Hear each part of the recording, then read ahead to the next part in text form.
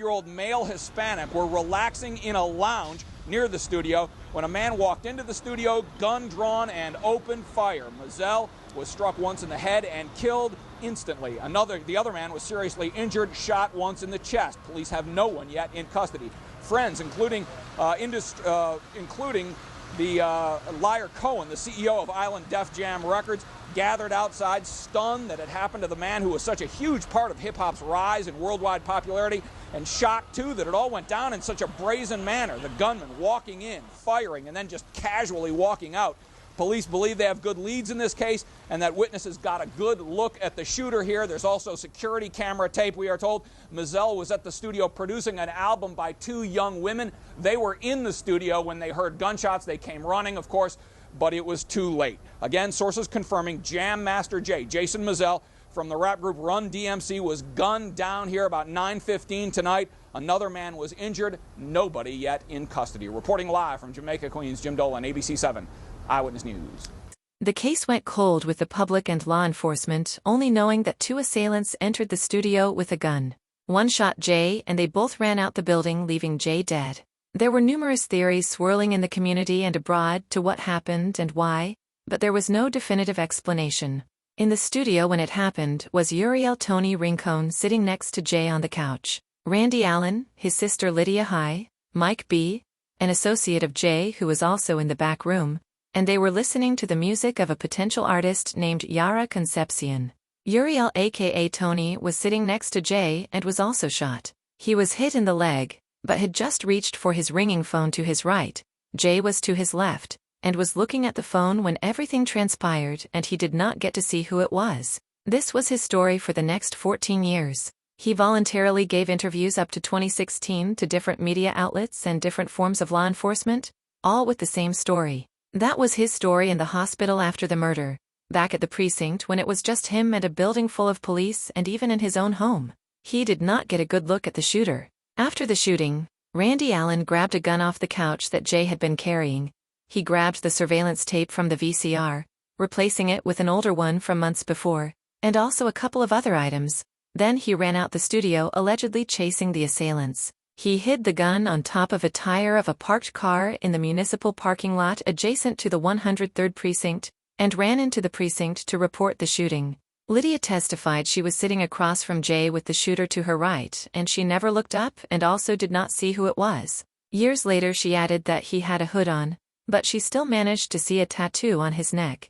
Nobody else in the studio seen or knew anything. Concepcion, the singer that was having her tracks listened to in the back room, testified to hearing a tussle, then a shot. She knelt down behind a couch while Randy and Mike ran out of the back room, then she came out and seen Jay on the floor. She then exited the studio. Nobody administered any first aid. Jay's nephew Rodney Jones aka Bo Skaggs was in the barbershop around the corner from the studio. Once he found out, he ran back to the studio, seen his uncle on the floor, kicked him repeatedly, then he left just as police began to arrive. Across the hall from the studio was an insurance agency, Primerica. The secretary, Tanya Davis, testified that she seen the shooter. He was about 6 feet tall and walked with a limp. After the shooting he hurried out of the studio, walking swiftly but not running. After a Netflix documentary that was based on a theory was released, the cold case detectives of the 103rd Precinct re-examined the case. As city police, they had more of a threshold to meet in order to make an arrest, so they decided to summon the help of the FBI. But even for them, they needed more to get an indictment. The documentary pushed the blame on Carl Little D. Jordan. His co-defendant Ronald Tenyard Washington put himself at the scene, but nobody could really put him together with Little D, and to say it was them, together, that committed this heinous crime? The feds did exactly that. All they had to do was say it, and people would believe it. But to make an arrest, they needed more. FBI Special Agent Michael Cassidy went to a Texas jail to meet with Jordan's brother Tyshawn Burns. Mike Cassidy allegedly told him he just needed him to say that his brother confided in him, and told him that he did it, and they would work with him favorably on the case that he was presently in jail fighting, as well as a robbery case that was pending in Nassau County. He said that they would pick that case up so that they could help him if he decided to help them. Tyshawn aka Yeti Boss agreed. He said, "Okay, I'll do it. And I'll tell you who committed a murder on Farmers Boulevard 2 years ago. who shot someone else during a robbery, and who committed a few other crimes, mentioning some unsolved cases in the Hollis and Jamaica neighborhoods. The feds testified to a grand jury that they have credible information from a confidential informant and they was able to get the indictment and make the arrest. In August 2020, they had breaking news on every major news channel, every page on all social media sites that they found the killer of Jason Mizell. It seems as though it was more important to close the case than find the actual killers. Whoever the two assailants were, they were about to get away with murder, because they were definitely going to pin this crime on these two whether they did it or not. Whether they both did it, one did it, or neither of them did it. After the news conferences and media debacle, Tyshawn was brought back to New York to testify to what they wanted him to say. He agreed initially, but he didn't know or think it would move so fast, and Jordan would actually be arrested and charged. He tells them, "You said you would get me out of here, so get me out."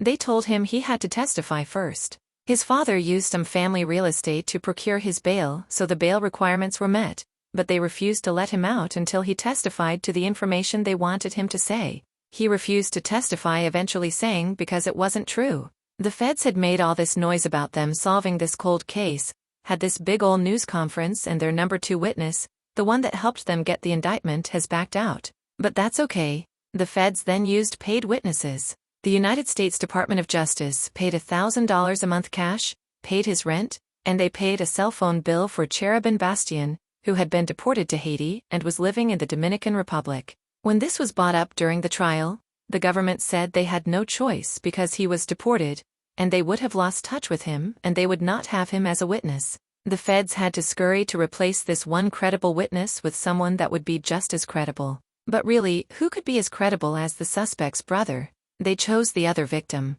Rincon, who was also shot, has now all of a sudden changed his story. He now says he knows exactly who it was. After meeting with Special Agent Michael Cassidy, he claims that he was scared all these years, so he never said anything, but all the time he knew it was Jordan. He sat in the witness box during the trial and pointed him out, saying it was him right there.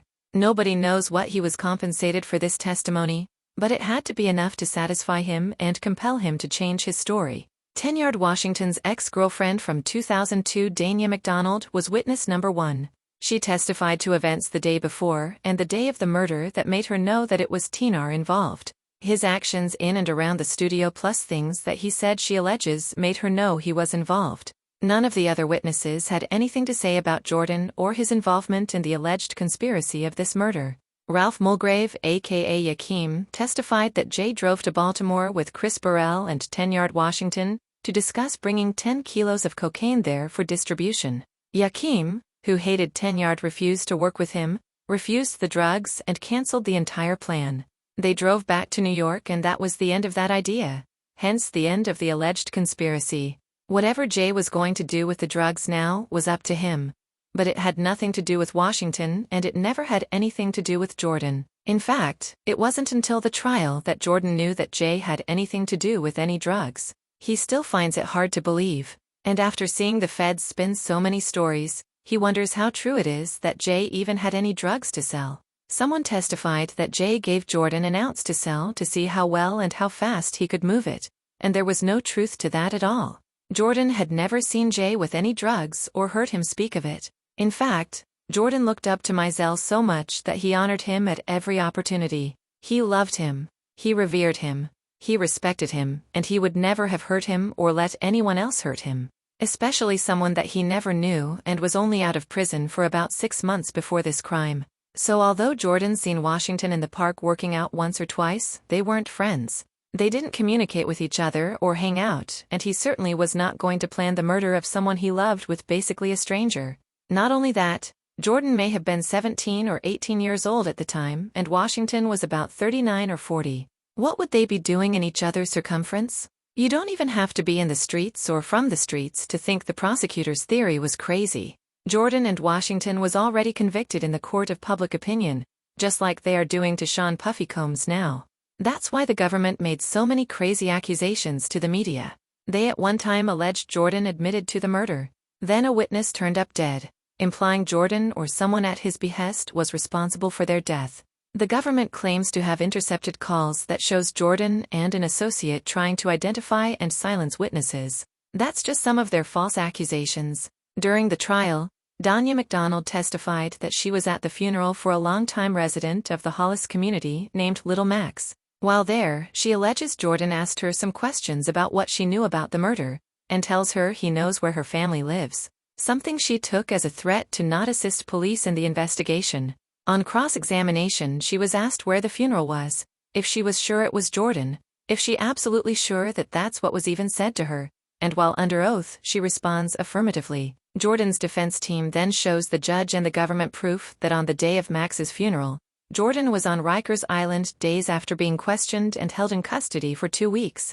So it was impossible for him not only to have been at the funeral, but to even have been able to say those things to her. After being caught perjuring herself, she was still allowed to continue testifying. This is just one instance of them making things up to solidify their case. Tyshawn Burns was called by the prosecution to testify to the lies he verbally agreed to tell, just to secure his own release. Him knowing it was not true, he certainly was not going to get on the stand and repeat it.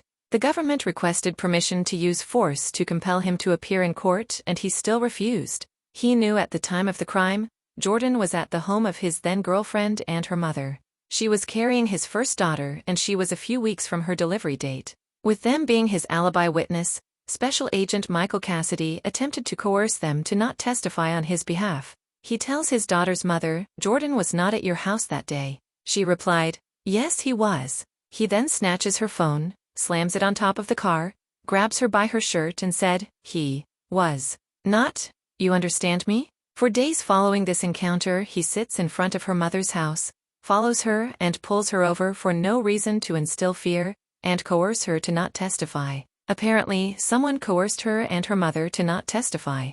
Not sure at this point if it was the government or defense counsel for some reason. But that detail will be in Part 2 of Jam Master Jay: The Murder and the Trial. A few other former federal inmates testified in this trial. Yusuf Abdur Rahman testified that the same federal agent, Michael Cassidy, had him lie in this case and would award him with a quick release from prison. He also agreed. But when the case took so long to go to trial, he ended up doing all of his time and was no longer interested in lying for the government. They arrested him and forced him to appear. He got on the stand and told the court that Mike Cassidy is a fucking liar, and he was going to lie in this trial for Cassidy, and that's all it was a lie. A former Black Mafia family member, William Bill Marshall, also testified. He was a friend and co-defendant of Atif Heathington's brother Zaire Flournoy, who also testified.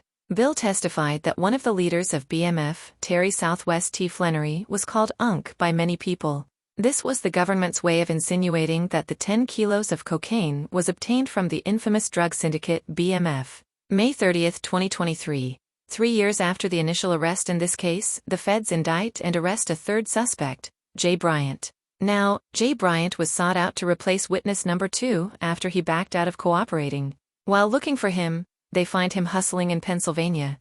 Instead of arresting him or talking to him, they follow him and watch his operation. They then get one of his customers that he allegedly sold drugs to introduce him to a new potential customer that's actually a DEA agent. After the agent buys enough drugs from him and see him with a gun during a few sales, they got him where they want him and they have the leverage they need. Remember when Concepcion said she heard a tussle before the shot? Apparently Bryant was the one tussling with Jay and he shot him. When Jay's body was removed by the coroner, the police found a wool hat under him. Inside the hat were strands of hair. After the DNA was extracted from the hair, it matched multiple contributors, one being Jay Bryant and the others unknown. Jay Bryant then admits to the shooting to his uncle, who gave the information to the FBI and NYPD. So what took them so long to arrest him, you ask? They don't want the killer. They want to close the case. They offered Jay Bryant immunity if he would say that it was Jordan and Washington. Your DNA was there, so you had to be there. If you say you did it with Jordan and Washington, a jury is sure to believe you. Although everybody always knew it was just 2 assailants. Bryant refused to do so and even went as far as to say he doesn't even know Jordan. The government has another confidential informant by the name of Atif Heathington.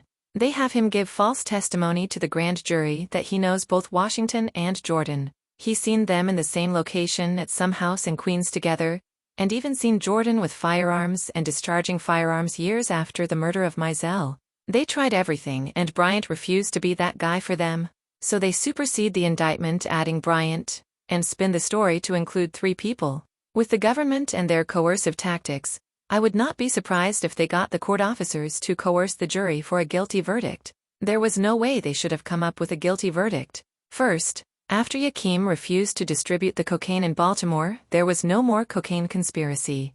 So how is the charge murder while engaged in narcotics trafficking? Second, the judge gave the jury instructions to come up with a verdict. The elements for a guilty verdict did not exist. It's no way the jury even followed the instructions. And third, there is another suspect whose DNA they have and who admitted to the crime. The uncle testified to the details that Jay Bryant told him occurred. How Mizell went for his gun, they tussled for it, and he had to shoot him. All of the details that Bryant mentioned all matched the crime scene. That is definitely reasonable doubt. After the trial, defense counsel filed 2 motions, one to acquit and the other for a new trial. The judge, the Honorable LaShawn D.R.C. Hall, has been a very fair judge throughout the trial, and most people that's following the case feel like she knows that the government threw this case together, and know that Jordan is innocent. They led some of the witnesses through their testimony over and over again when they seemed to have forgotten what they were supposed to say, no matter how many times the judge warned them to stop leading the witness or the defense counsel objected. They lied on the judge to the media about the need for an emergency hearing and her being the reason for a delay in the start of the trial. She knew the whole time that this was a clear case of malicious prosecution. If she doesn't acquit him, hopefully she orders another trial. As the defendants wait for her ruling on the motions, they are housed at the Metropolitan Detention Center in Brooklyn. That place is worse than a jail in a third-world country. Some may believe that jail should not be a pleasant experience, but how bad should it be for innocent people? Innocent people that should be home with their husbands and wives, their children and their family. And even for those housed there that are guilty, there still should be a level of humanity. They should still be fed a decent balanced meal and be safe. As an innocent man, Jordan is there living every day hoping the truth prevails. Being short-staffed and with so many people in MDC, so many different personalities, attitudes, situations and levels of trauma, there is bound to be an issue. On February 22, 2025, after an exchange of words, a group of inmates attacked Jordan. He fought them off for as long as he could, but eventually he was overpowered and stabbed 18 times in his back and face. He suffered a collapsed lung and many stab wounds that left him hospitalized for 2 weeks. Afterward, he was placed in solitary confinement once back in the MDC, and uncomfortable in an already uncomfortable situation. The attack had nothing to do with Jam Master Jay or this case and was not even his fault. Nonetheless, he was injured. There was a very similar attack at the MDC in June of 2024 on defendant Uriel White, when unfortunately Mr. White succumbed to his injuries and passed away. That very well could have been this innocent man. Let's all keep Jordan in our prayers and continue to support him. Hopefully he will get some relief when the Honorable LaShawn D.R.C. Hall makes her ruling on the motions.